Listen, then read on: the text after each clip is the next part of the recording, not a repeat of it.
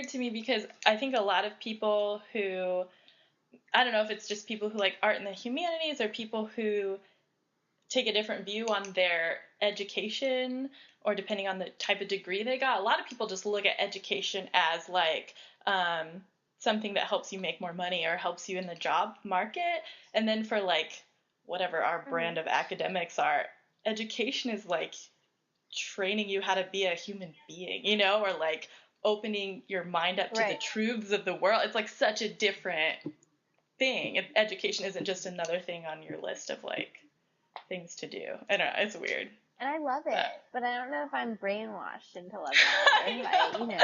I know, right? It's a worldview. It is. It's a worldview, and I totally have bought into it. I've totally bought it. I'm aware that I bought into it, and others might view it as brainwashing, and I viewed it as, you know, getting an education, but it is totally... Right. It's running into people who... I don't think it's... In a sense, it is telling us that there's a right way of thinking and this is that way, you know? So I think that is always dangerous, but I think my worldview does believe that there is a right way of thinking. I mean, because I'm very much interested in trying to move beyond post-process, so I do believe that there is a truth out there, and I think we can find it. I think it's so funny, too, because a lot of people, like, notice, they'll, like, be like, oh, yeah, but you wrote your blog post about Game of Thrones and how Cersei is, like, people... treat Cersei badly, so you must hate Game of Thrones. And I'm like, I don't hate it just because I noticed something about it. You know, I can still watch it. We would have to hate everything, you know, like we would have to hate especially everything. as academics. Yeah, I know, right? Yeah, because nothing's perfect. Like we're not perfect either. We'd have to hate ourselves, but we're humans, you know. So I don't know. We'd be sad, angry people. I mean, there's like literature. I don't know why people think that's different from literature that we love. That it's still awfully sexist or has, you know, like it's this old literature, but we still appreciate things about it. I don't know. Right. And I don't know whether or not that's fair.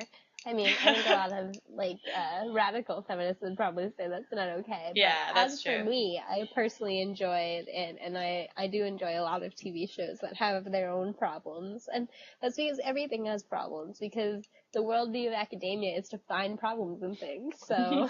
True. You know, never gonna escape it. Yeah. It's okay if those problems exist, because then that gives us opportunities to talk about them, and it keeps us employed. That's right. Job security. World problems equals job security. In academia, it lets this it gets us closer to the weblog continue. Yeah. Exactly. It keeps people thinking. Yeah. I was gonna ask you guys, thinking about like sort of transitioning, at least probably not so much for Chris, but maybe since you're not a student anymore. I was wondering if you guys still analyze everything to such a degree, because I still do. I still think about it when I'm reading things or watching things or whatever, and I'll analyze them and I'll think about feminism and capitalism and everything that we did in grad school, but I don't think it's as constant as it was while I was in school and on a daily basis I was in class talking about those things. I think I've sort of gotten back to a happy medium where I can like enjoy things as entertainment and I'm not constantly analyzing them. I read Jameson on the train yesterday for this very reason, because I was freaking out that I was like losing this deconstructive habit that I would have. So I was like, okay, you know what? I'm going to read a theory piece every week, and I'm going to keep it, because I desperately don't want to lose that worldview, and I feel like if you don't practice it every day, it slips. Mm-hmm.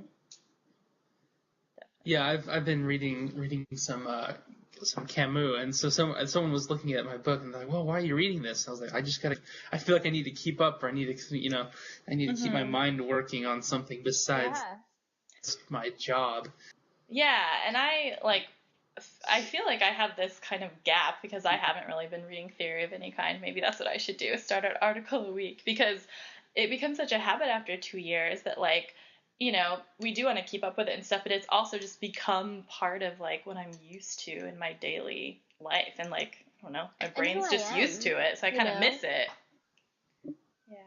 Yeah. I like that. I like being that way, and I would hate to lose it. I would consider it to be a big loss for me. So, I mean, I definitely don't want to be in school right now, but I miss that constant practice. And I think that also just comes with having intellectual discussions with other people, which is not something that you're required to do in the business world on a daily basis. You know, you talk about problems and you practically try to solve problems, but you're not, like, analyzing the world, you know, and our place in it, which I think is unique to English academia.